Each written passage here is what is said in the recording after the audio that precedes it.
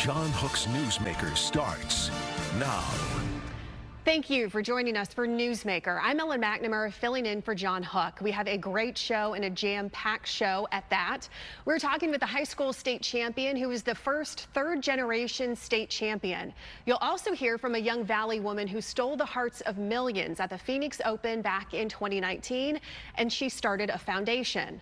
But we're going to begin here with an alarming crime trend in the Valley. It is being called dinner-time break-ins. So last Friday night, 3 suspects were caught after breaking into high-end homes in Phoenix, leading police on a chase. So to talk more about the issue, Sergeant Brian Bauer with Phoenix Police, he is here. Thanks so much, Sergeant Bauer, for coming in. Thank you for having me. So we have reported dinner-time break-ins, dinner-time burglaries. They're happening not only in Phoenix, but they're happening in Scottsdale. We just heard something recently in Chandler, Paradise Valley. I probably know the answer. Why is it being called a dinner-time burglary or break-in? Well, that came because most of the break-ins occurred during that dinner time period when homeowners would leave their house, go have dinner, enjoy themselves on that weekend or that Friday night, and that's when the burglars would strike. And they're breaking in. I mean, they are smashing windows. Is that what's happening? Yeah, absolutely. And I do want to caution you. So there's 2 different names for the same group of people that we've been able to identify. You have the dinnertime bandits or the dinnertime burglars, but they're also referred to as the South American theft group.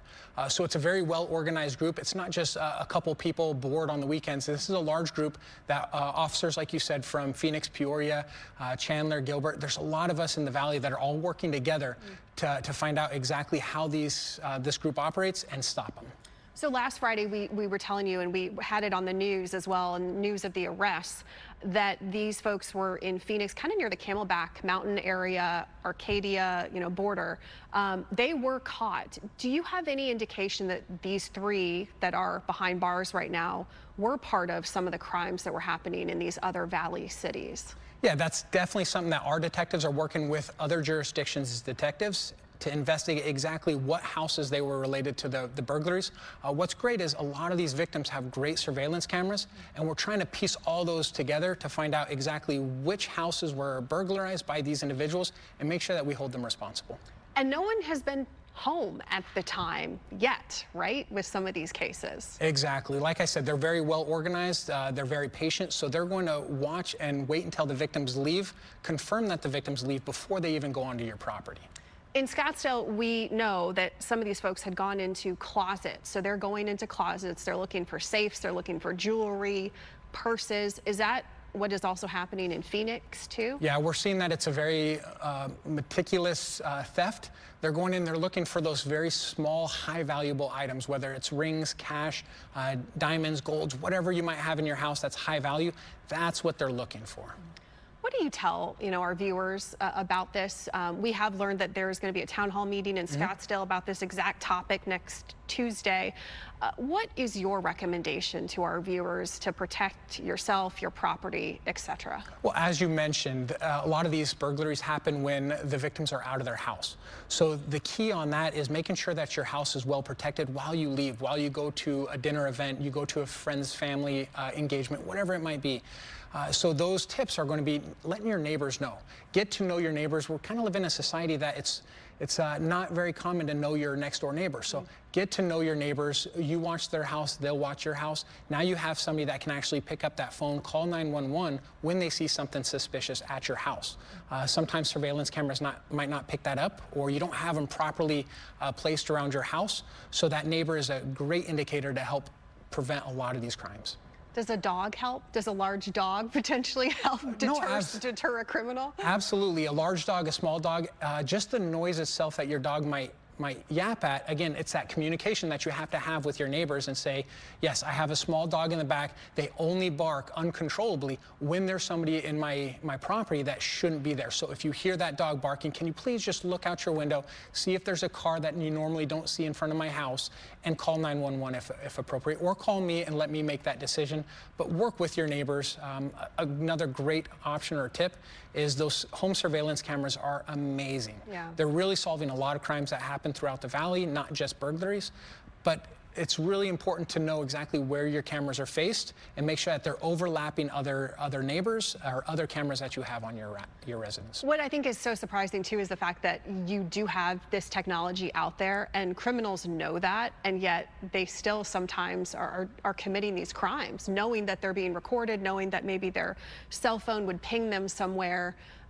They're bold.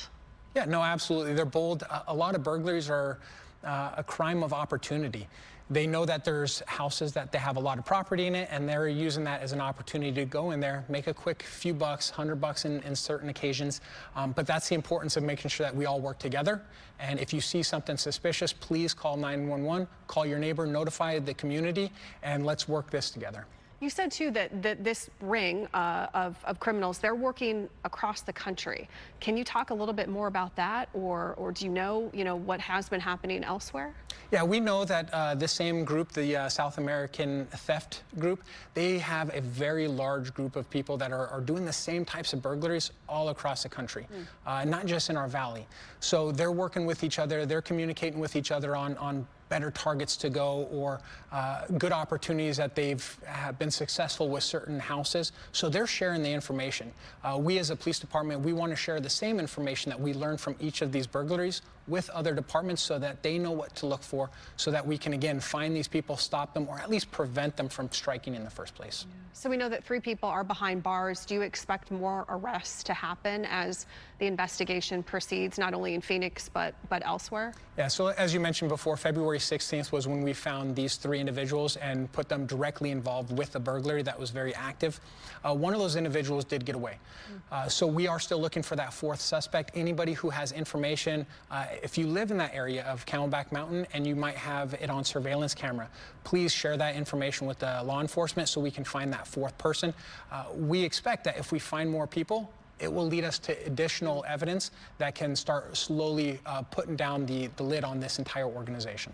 So, I mean, do you think is it just operating in America, or is there a bigger fish that's operating in South America? Oh, so that we don't know. I can tell you that we're working with our local partners, state and federal resources on this specific group so that we can determine exactly how deep that wormhole goes. Okay. Yeah, no, I know it's really important to try to get this solved, because I know a lot of people are frightened. They're alarmed by it. And I know last Friday night I was getting texts from people who live near Camelback Mountain saying, what is going on? Who are they looking for? And it can be frightening if you know that the police are looking for someone in your neighborhood. Absolutely. And I think you've reported on it before, but when officers went out to contact this group, they did show a propensity of violence. The driver, once blocked in, they started ramming one of the patrol cars just to try to get away. So these are individuals that we want to be able to identify who they are, who they work for, if they work for a larger organization or syndicate, but really trying to stop exactly what they're doing. And then a lot of the merchandise that's stolen, we're trying to track down exactly where that money, the jewelry, where that goes. Has some of that stuff been showing up, do you know, at pawn shops or elsewhere? So there's been dozens and dozens of these cases. So detectives are still in the beginning phase of trying to identify which houses were connected with these individuals and trying to backtrack exactly what took place with that jewelry. What's great is we work very closely with a lot of the different pawn shops in the area, so they're very helpful.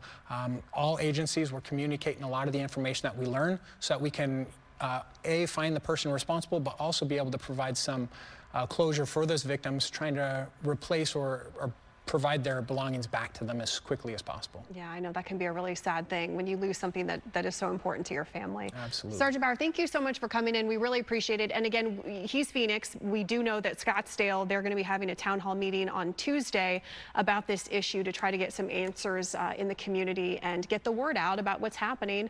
Again, Sergeant Bauer, thanks so much. And again, if you do have tips that could potentially help find this 4th person that Phoenix PD is looking for, give PD a call.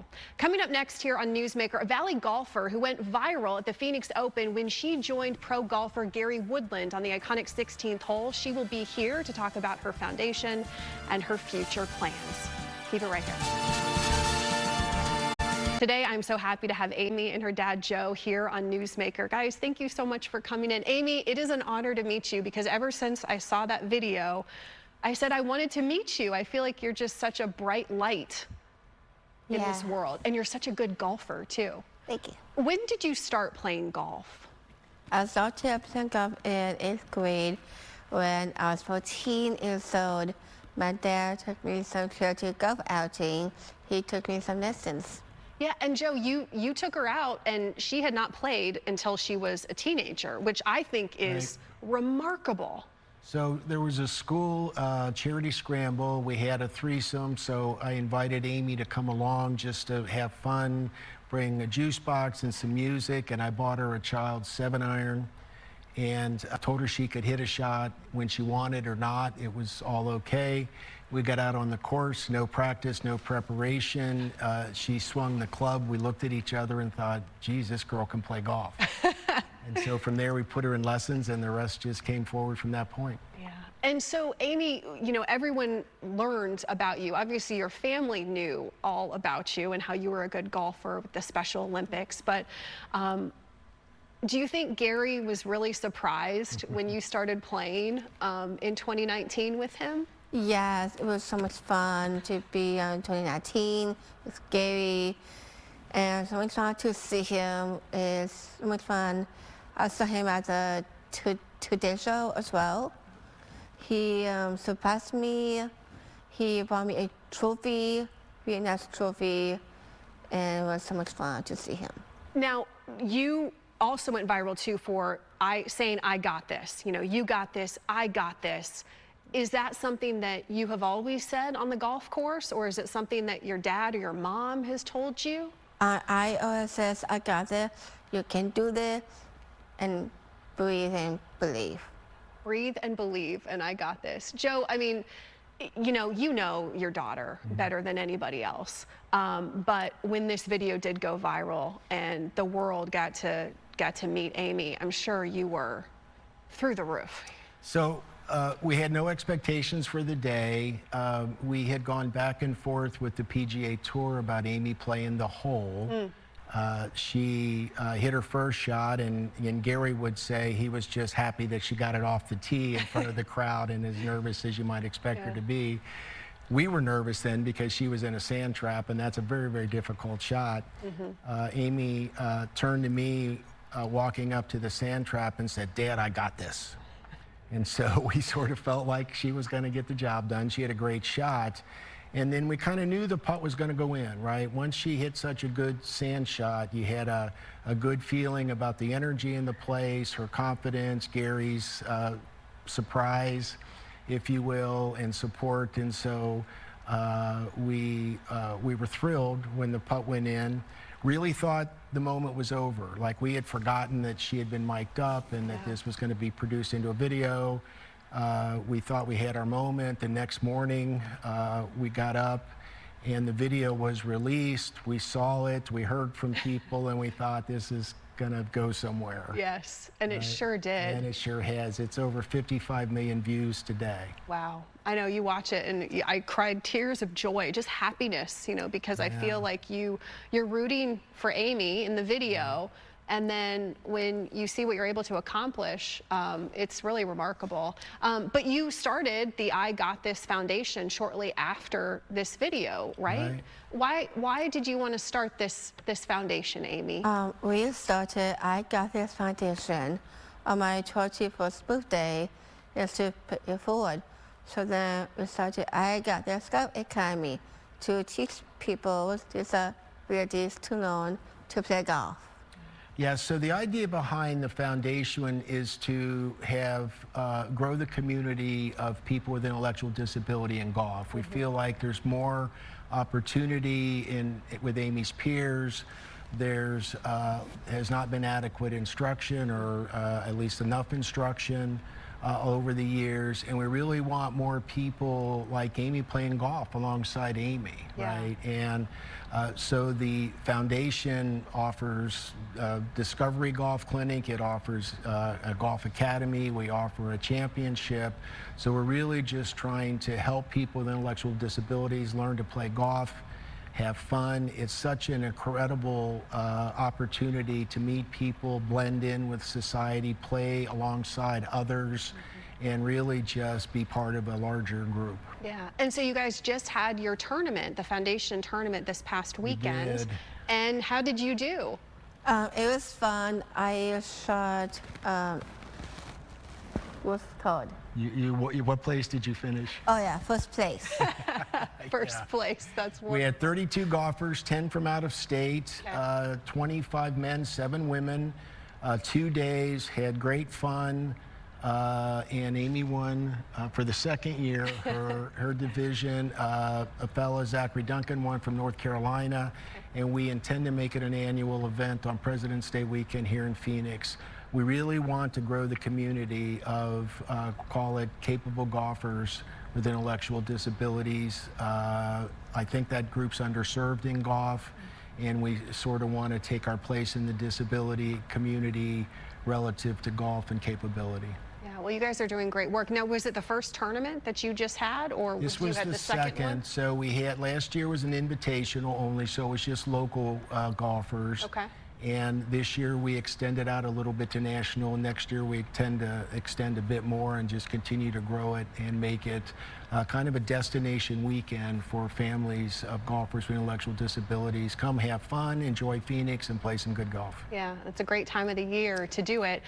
So, Amy, you played college golf at Paradise Valley Community College? Yes. And what are you doing now I'm assuming you're still playing a lot of golf, but now that you're not in college anymore? And that's right.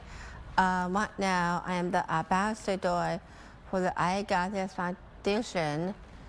I make speeches, do fundraising, and talk to the media. I have a part-time job at Fry's Cookie Clerk grocery store. And I play in adaptive golf tournaments around the country, including U.S. Adaptive Open. I play piano, do theater.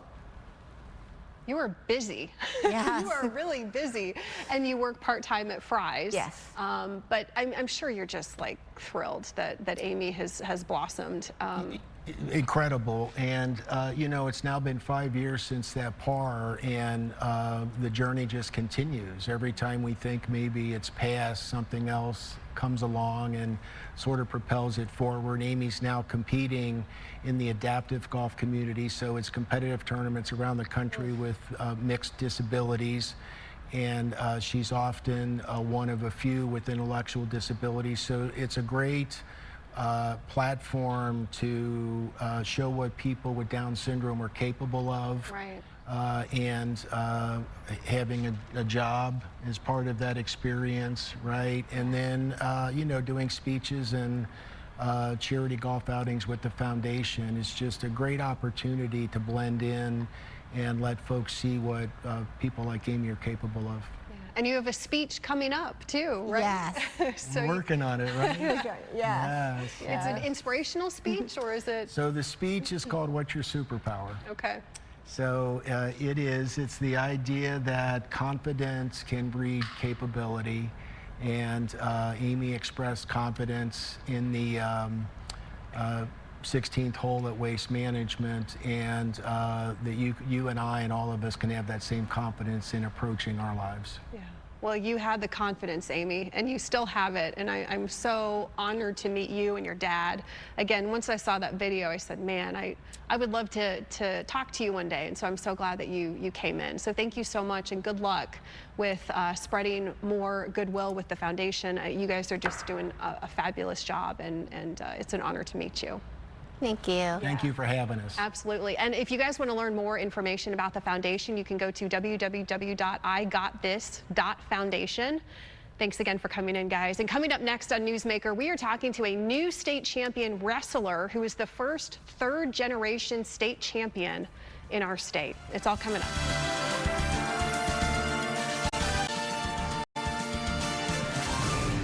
Welcome back here to Newsmaker. I'm Ellen McNamara. New state champions were just crowned in the sport of wrestling, and one in particular stands out for a number of reasons.